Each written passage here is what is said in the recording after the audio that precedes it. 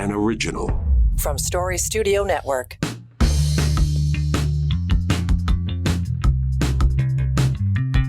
Well, hello. Look at that. It is the 5th day of July, 2023. Welcome in. Dave Trafford here. It's a Wednesday.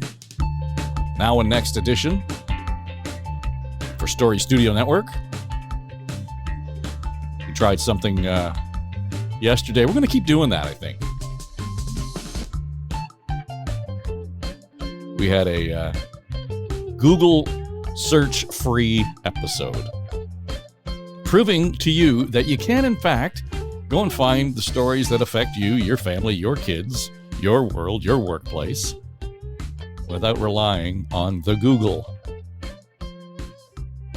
All of the reputable news agencies have apps. Just load the apps onto your phone, your tablet, your computer. There you go. And then you can just roll right through all of the newspapers from around the world, the broadcasters from around the world, or radio stations and televisions in your hometown. And yeah, you might have to pay for it. So what? If it's that important to you, pay for it.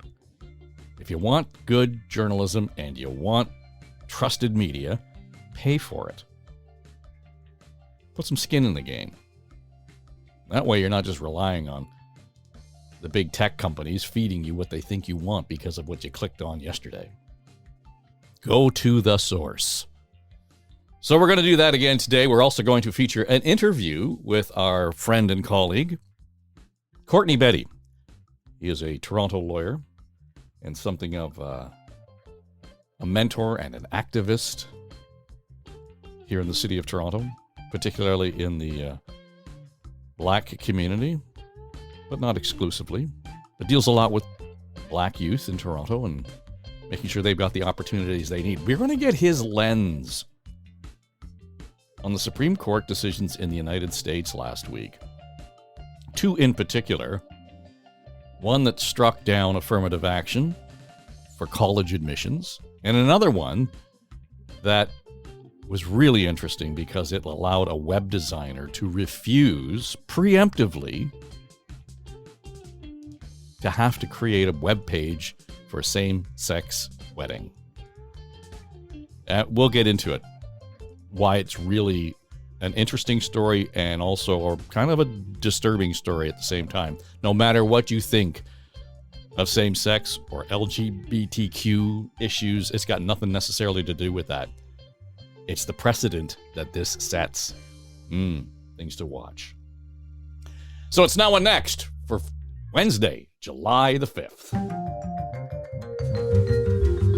All right, we begin a story. Yesterday we told you about, how hot it was in this part of the world. Well, interesting to see that according to the BBC reporting this morning, world's average temperature reached a new high Monday of this week. 17.1 degrees Celsius on the 3rd of July. And that's according to the U.S. National Centers for Environmental Prediction. It broke the previous record of 16.92 Celsius.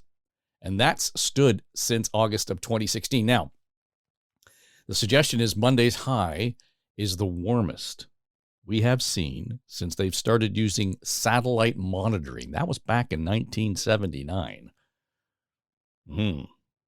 Back at that time, 1979, I was getting ready to start university. So it's a while ago. But there's also some science that says it may be the highest since the widespread use of records began, and that takes it back to the 19th century. Yeah. Hot where you are, hot everywhere.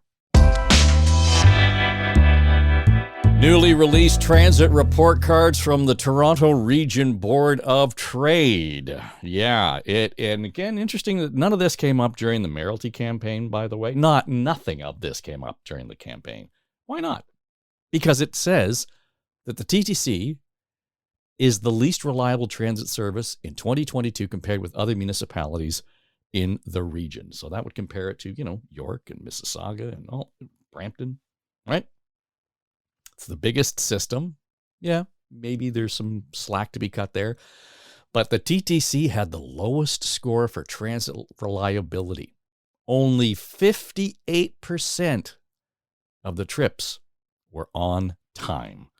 That compares to the average among the other municipalities, 70%. The board's calling on the TTC to do, among other things, expand its service and then integrate routes and fares with GO Transit.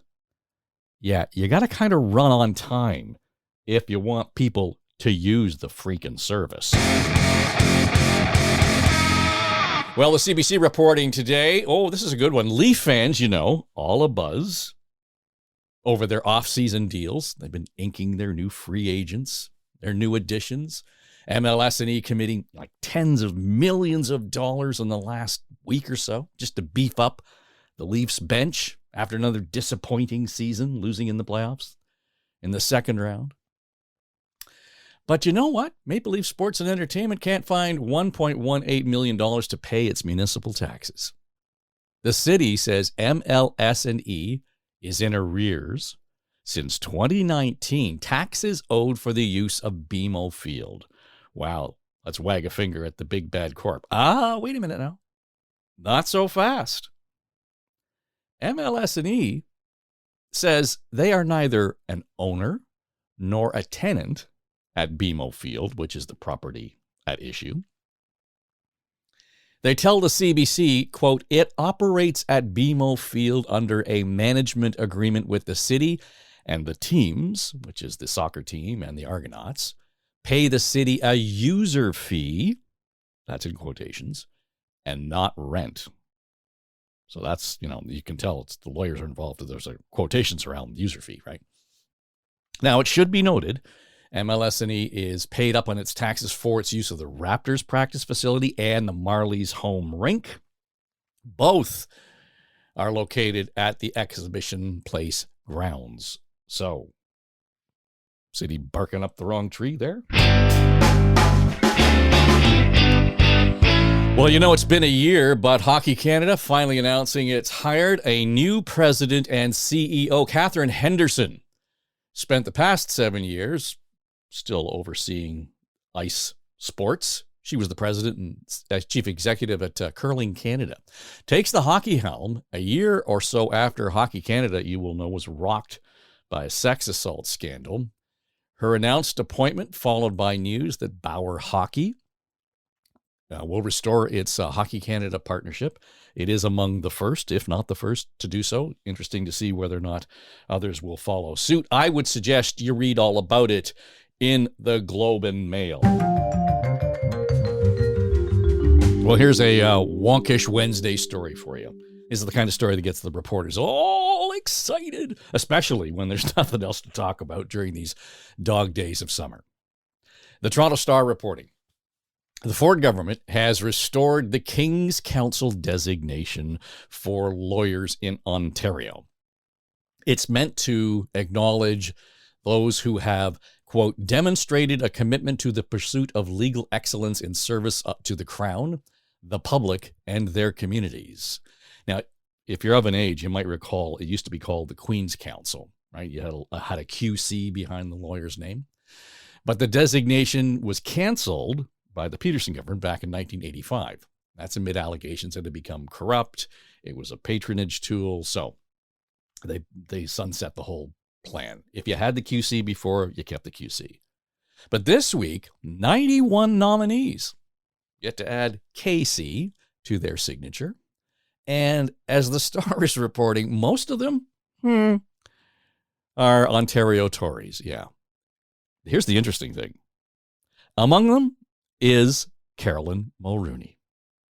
Now, Mulroney, she was the former Attorney General here in Ontario, so might make sense, right? Not so fast again. Mulroney wasn't licensed to practice law in Ontario when she held the AG portfolio. And again, don't have to be a lawyer to be the Attorney General. Usually it's a good idea. She is a lawyer, just not licensed in Ontario. Now, that's changed. She was only called to the bar here in Ontario through a fast-track process now newly allowed by the Ford government, 3 days before Ford Nation announced she was among the new KC class. Now, as I said, reporters care, but it's July. It's hot. It's summer. Nobody beyond the Queen's Park Press Gallery will care, even notice, let alone give a rat's rectum on this one. Otherwise, some fun and interesting reporting. Check it out in the Toronto Star this morning. And from the BBC, this is why you need to read beyond the headline. This morning it blares, it says, Netherlands, phone ban announced to stop school disruptions. And I can see people thinking, that's a great idea. And it goes on to say how the Dutch government has stepped up and it's going to institute this ban. But you got to read the whole piece, friends. And this, I don't know if it's just bad reporting or a bad connection to the headline. But until you get down to this paragraph, which is in the, I would say, the lower quarter of the story, it certainly sounds like the Dutch government is moving ahead and is going to have this complete ban. Until you get to the paragraph that says, the government said it would be up to individual schools to agree to the exact rules with teachers, parents, and pupils, including whether they wanted to completely ban services from the school. Read beyond the headline. All right, that will do it for our news and views segment of Now and Next. Coming up, our featured interview with Courtney Betty, and we're going to talk about some of the, well, I would say controversial decisions by the Supreme Court in the United States.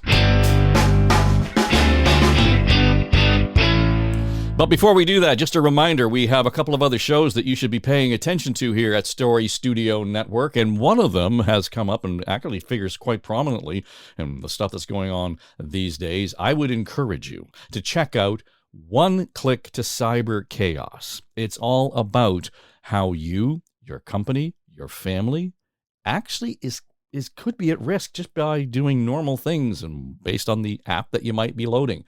I loaded the Threads app, or I got in line for the new Threads app this morning. It comes out tomorrow. And of course, there's all the warnings about this information it's going to scrape from my usage of the app. But I know that going in. And I take that risk. But the number of times that we expose ourselves in the digital world to dangers, to actually being hacked. We heard about the ransomware just skyrocketing yesterday here in this part of the world. Corporations are paying out $500,000 or more on average because of ransomware attacks. So I would encourage you to check out One Click to Cyber Chaos. You'll find it where you listen to this podcast. And you know what? When you listen to it, share it with a friend.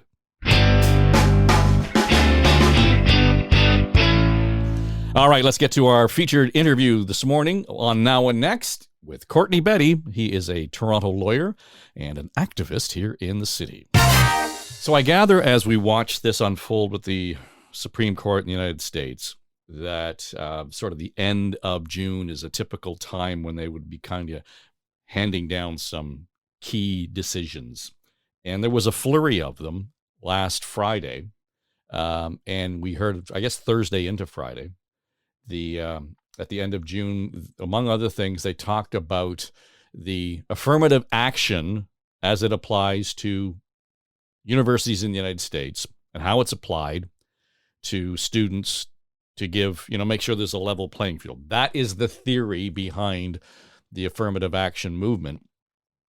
And the court decided by a fairly significant majority that it just didn't level the playing field, that in fact all it did was incorporate discrimination, and needless to say, that lit a bit of a fire under the entire thing. We were talking about this last week on the radio. Courtney Betty from Betty's Law was on the round table with me, and we kind of left the conversation hanging, so I thought we should invite Courtney back in just to finish the discussion, because I think it needs a deeper view. So thanks for making time to continue what started out as a spirited chat, right? It's a very important issue. Yeah, well, and I understand the history behind affirmative action, and it's supposed to kind of get at institutional baked-in bias, particularly in this case as it applied to Black and Indigenous students in the U.S.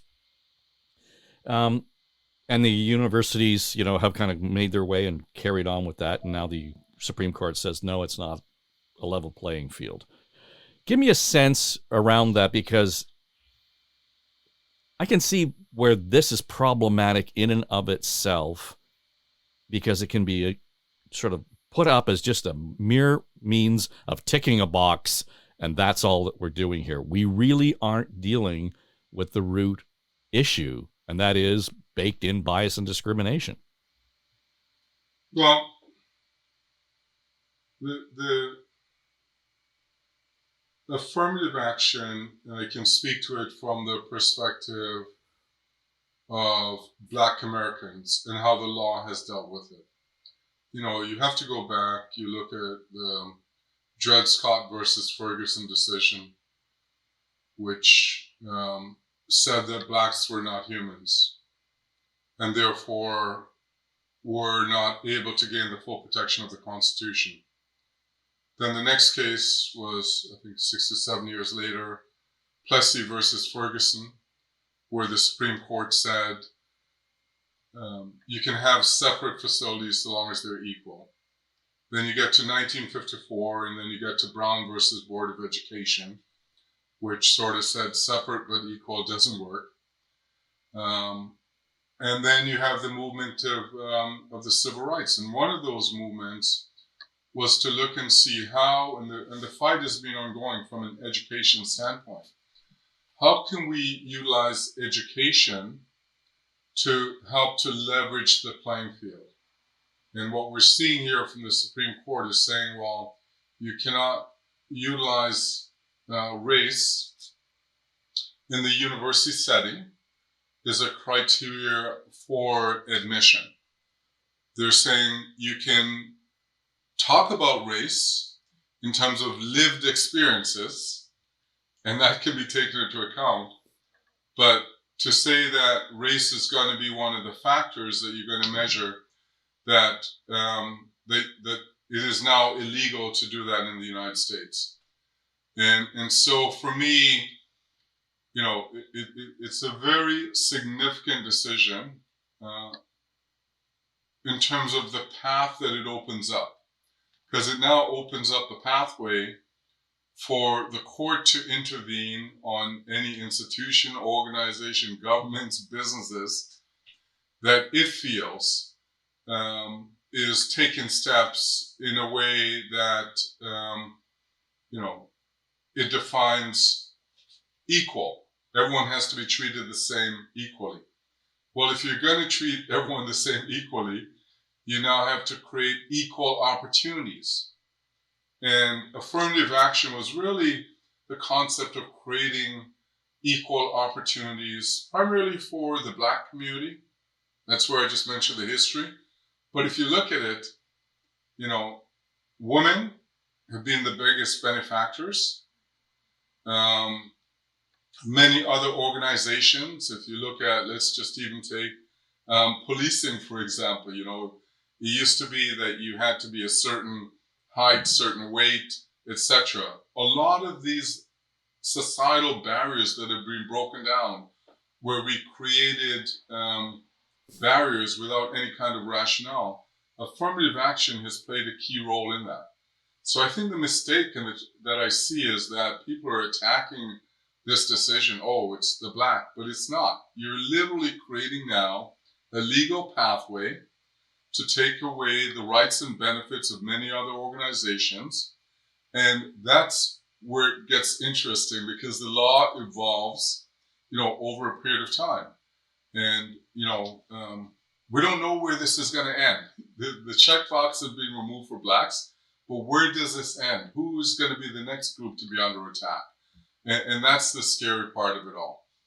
Yeah, I want to get into the sort of the next step in the shoe that's dropped over the last few days, just about legacy admissions. But let's just stick with this for a second, because when you talk about, the box has been removed, and I think where we left it hanging last time we were talking about it was, and I asked this question out of curiosity. I'm not trying to imply anything by this, but what good?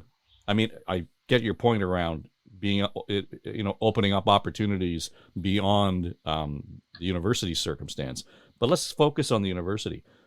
If this was required, was there any measurable indication that the affirmative action initiative had a positive, long-term, measurable effect that we could say, you know what, this has made a huge difference in the educational experiences for young Black people in the United States? Well, I think what you have to see is that even with the barriers in the United States versus Canada, for example,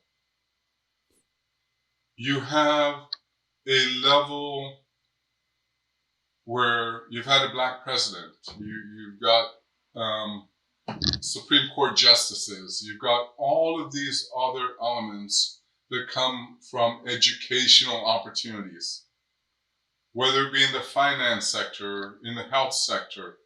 Without individuals getting those opportunities, which otherwise may not be available, there's no indication, for example, I mean, we could look at it the opposite way, that having an affirmative action program to help Blacks who have been punished for the last 400 years has somehow caused these, a Harvard to lose its credibility or to show that there's negativity associated with that. No one has said, hey, this is a bad thing. We're graduating doctors who are going into the operating rooms that don't know what they're doing.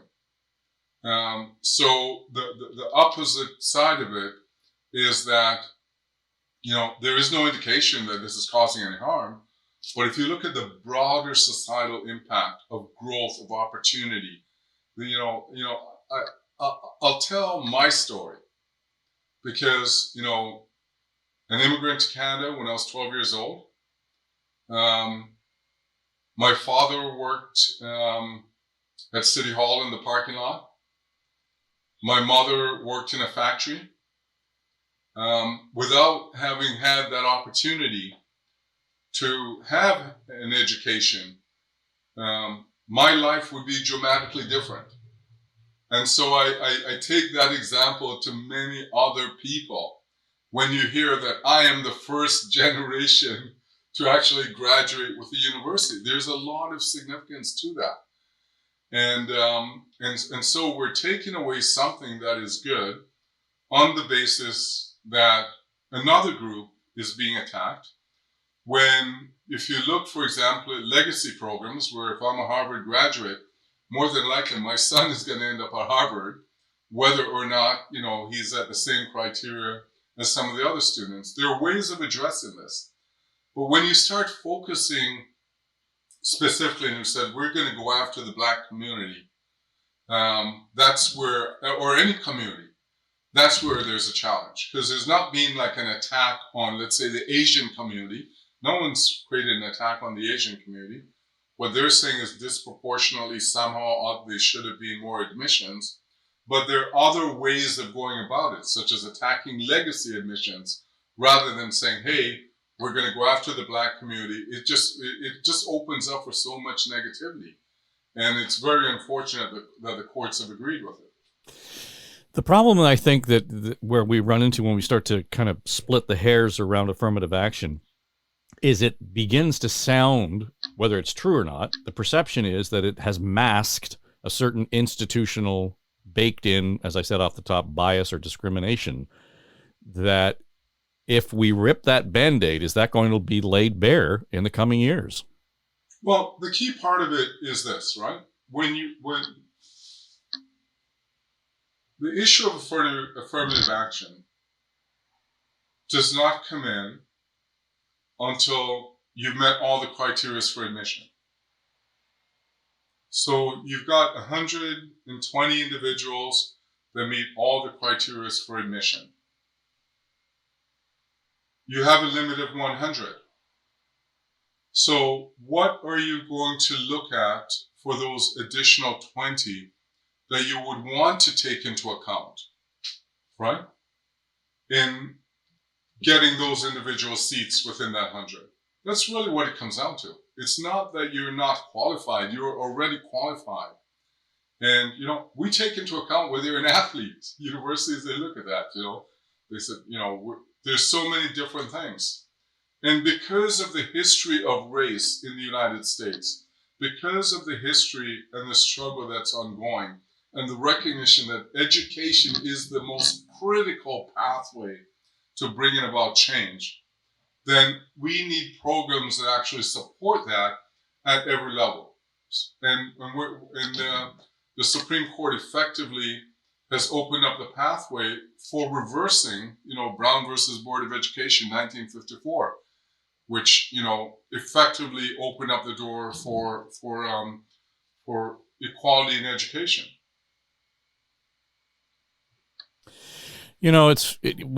Equality in education in terms of the opportunity for the education is one thing, but I like how part of that, and you mentioned this off the top, and I don't know where this is weighted or not, whether it should strictly be around race, or there's you may know this, whether there's a combination of that and this view of lived experience, because I heard Chris Licht was the CEO at CNN up until recently, and in that Atlantic interview, he was talking about diversity in journalism, and the suggestion was that we need to focus more on life experience. He used the example in that interview saying a black Harvard law grad, an Asian law grad, and a woman who's a Harvard law grad is not necessarily the best definition of diversity.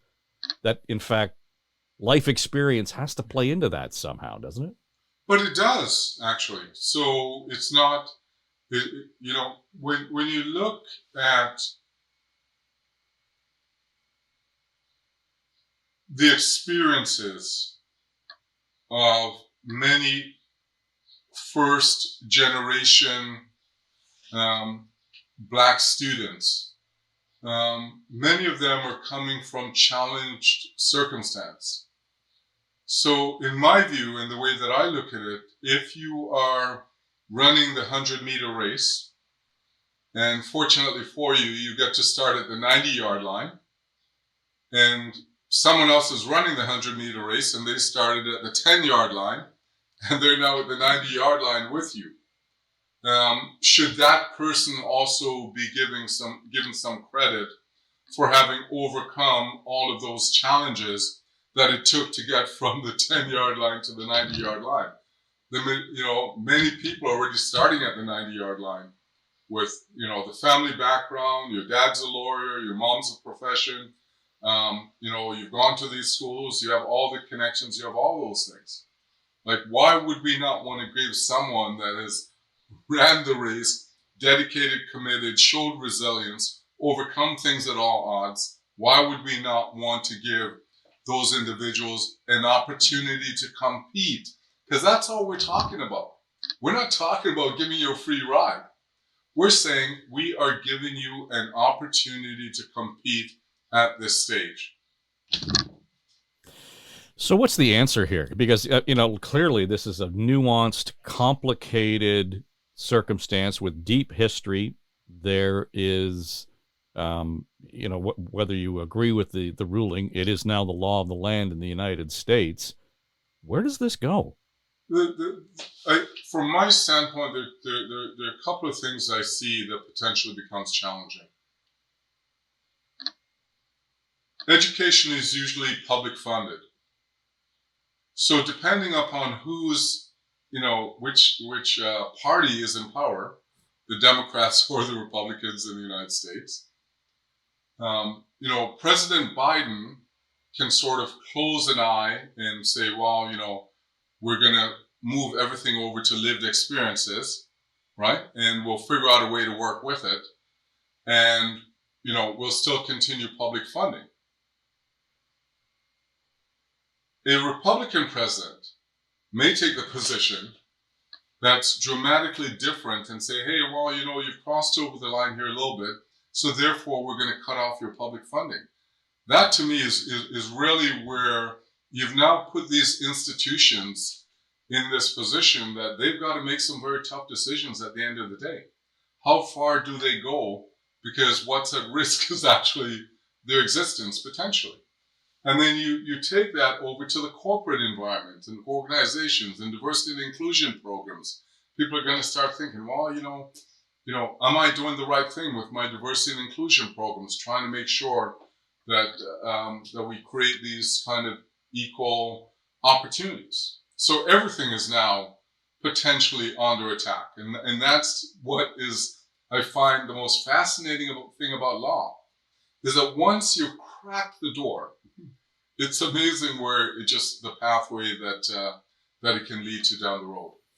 Well, particularly in this day and age when there's no shortage of shoot from the lip opinion with, and quite frankly, just reading a headline among the unwashed like me. I mean, I'm not reading it the same way you are based on your professional experience and analysis. And that moves the needle. Yeah. Well, my concern is this, right? There's been so many battles that have been fought over this issue. And when you put the issue in the context of all the other things that's going on in society right now, especially in the United States, when you look at what's happening in Florida, for example, and the kind of, messages that are coming from there, it is like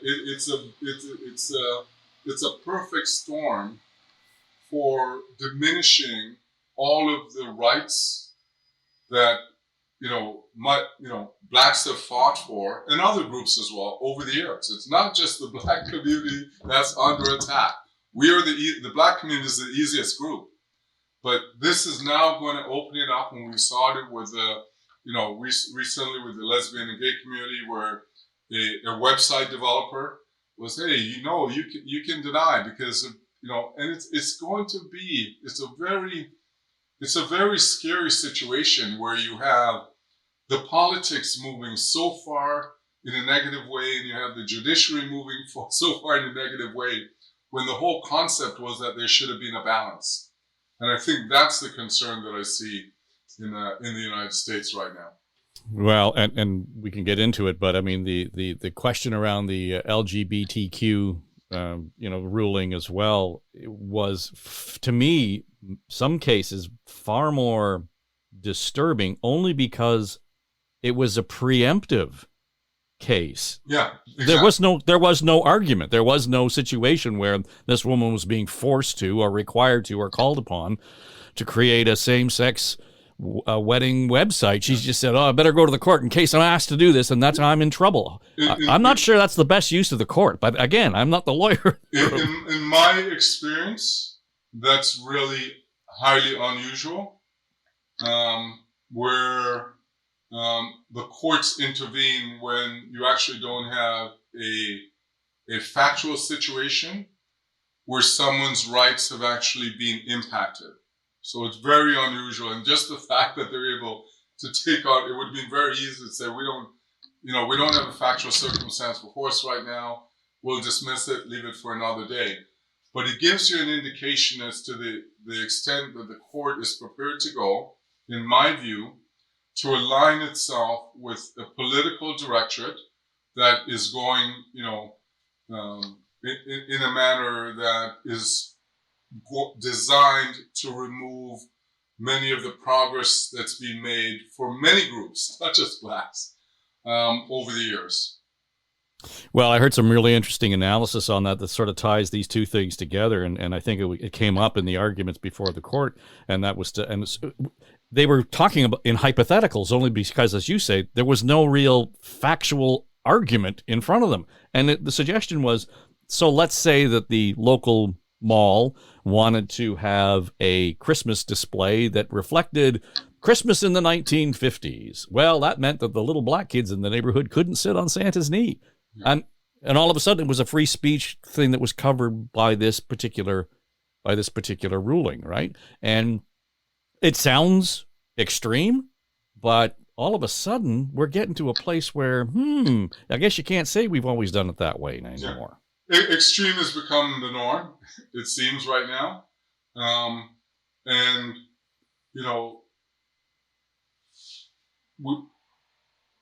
and it's not just on one side, right? It's not. You're right. Individuals are pushing far to the left.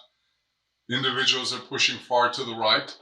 And there's a collision course. I don't think, and my main thing when I was actually in the United States during that period of time that the decision came down, so I really had a chance to experience it. When you're there, I mean, it's just it's a whole different flavor being there. My challenge is that we may say, well, we don't have affirmative action in Canada, so therefore it doesn't impact on us. But the similar strategies of creating some level of employment equity, for example, I mean, we've failed miserably in Canada. We've done an incredibly terrible job here of trying to create opportunities in the employment sector. Maybe not in the education, because we're able to, get in. Education is a little bit cheaper in Canada than it is in the States. But, from a strictly employment equity, and I don't see a difference between equity and affirmative action. Affirmative action is just a tool to achieve equity. But in Canada, we're having our challenges. We're becoming as fragmented. We're becoming as, going in different directions. So the thought is, hey, we're good. We've got this all under control. 40 million, the Prime Minister said, hey, we've got 40 million people thanks to all the immigrants that came. Well, at the same time, you have all the immigrants saying, wow, this is not what I bargained for. So, we've got our own challenges here in Canada as well. And I think that's the other part of it that a lot of us are missing. Courtney Betty, Betty's Law, thanks for joining us. It's always great to have your insights. This was great. I really enjoyed, and you and I should have a chat. Let's, over the next week or so and see how we can align our efforts and, maybe even help me in terms of trying to get some of my messages out, right? I really, I tell you, it's very interesting. I would never have imagined in 2003 that I would have to be an advocate for these issues. That was not something that I ever thought. My vision of 2003 was that all of this was all settled. My children are in an environment, they're accepted because they're great, they're successful, So, for me, it's kind of, unfortunate that I now have to spend time to dedicate to fight issues that have been fought for years and years and years and years by so many others. And that's the part that kind of scares me a little bit. Well, I'm happy to chat at any point, on whatever matter, whether it's about the issues around the law or just how you're doing yourself. just make sure you're staying hale and hearty. I look forward to it. Courtney, thanks for joining us. Thank you, Dave. Thanks to Courtney Betty. He is the CEO and the founder of Betty's Law in Toronto. Makes some really interesting points in terms of how we are going to have to keep an eye on some of this stuff. And I know it's easy to say it's only happening in the United States. We don't have that here in Canada. But there's a certain cultural overlap that we do see from one country to the next from time to time. And the whole idea that in the United States, the land of the free and the home of the brave, you're seeing a lot of those freedoms being curtailed at the Supreme Court, at the highest court level. So we'll watch that with interest. All right, that'll do it for us. It is Wednesday, July the 5th. It's Now and Next for Story Studio Network. I'm Dave Trafford. You can find me and connect with me on the socials. Facebook, Twitter for now, Instagram, LinkedIn. A lot of activity there if you want. At Dave Trafford, and you will find me. DM me if you got a question or a thought on the show. We'd love to have the feedback, and we'll be back tomorrow. It'll be Thursday, which means Feed Drop Thursday. We continue with our series, The Next Normal, here on Now and Next.